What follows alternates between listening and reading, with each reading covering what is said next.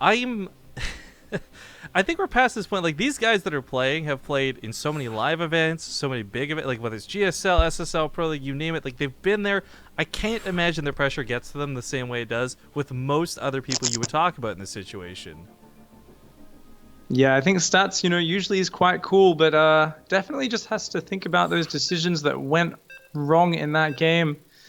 Overcommitting with the Adept Phoenix, not quite the move he necessarily needed to do there. No need to hit with that attack. Definitely something where a lot of Zerg players would misjudge and not be ready for it, but Losira was so safe, defended that, and then came back into the game. Of course, we are going to be going to map number 2 here on Whirlwind, and the guy who just took map number 1, spawning down here in the bottom left-hand side. It is Losira. And his opponent at the bottom right, none other than the Red Protoss. Stats.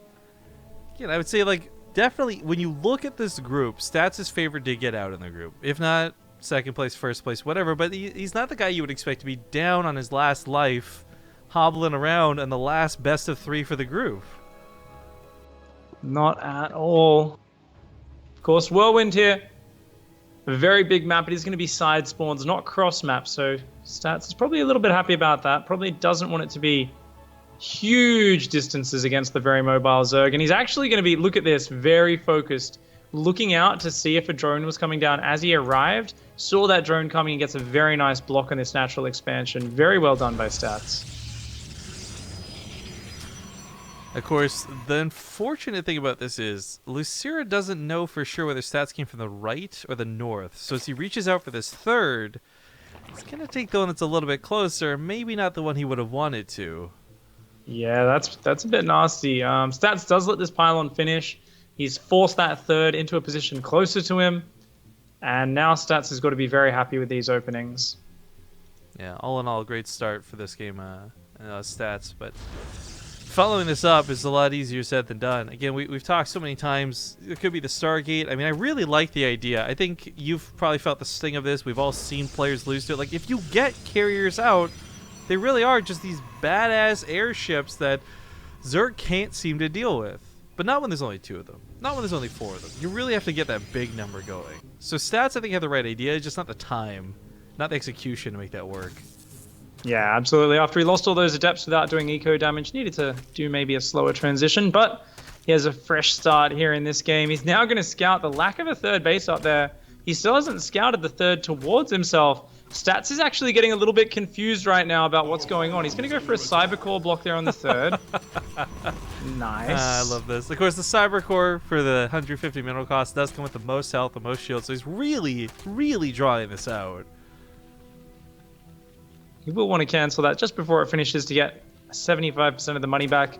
And it's Probe just checking around to see what's going on, and he will be going home now.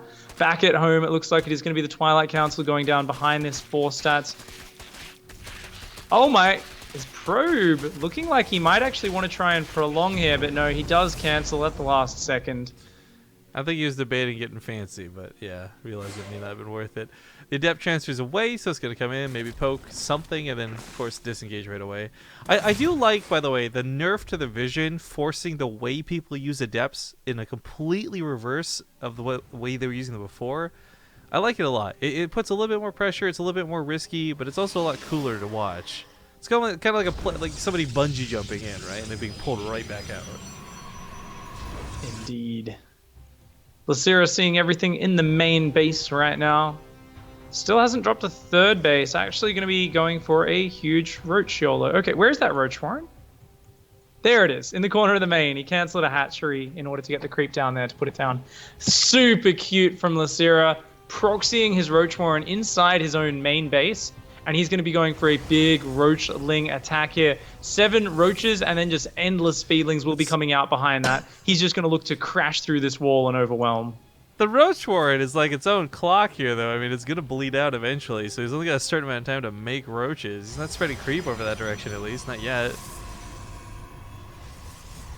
Stats build is one of the best builds for defending this. Of course, the one weakness is his Mothership Core only just started. So his overcharge, he's only going to have one of them ready when this hits. But with 3 gateways already transformed and ready, and 4 adepts already out, as well as glaives already finished, the Zerglings are just so weak against this attack. If Stats doesn't get these adepts surrounded and can pull them behind the wall, he'll be in a great position. And it looks like he sees some Zerglings here. The Roaches have avoided his vision. Look at this, Losira is trying to avoid the vision. The adepts shade out across the map, and now Losira will dive in on that natural wall. His reinforcements will try to engage on the adepts. Oh, he gets through. Oh, there's not even anything to block it. No overcharges, no nothing. There's one pylon set up in the main, a couple of adepts warping in. Here comes the Roaches and the Mothership Core to stay at the front. He's trying to break the Cyber Core to cut out reinforcements. That's kind of a cool move. But Losira's actually got that overcharge in range. Too many Roaches are going down right now.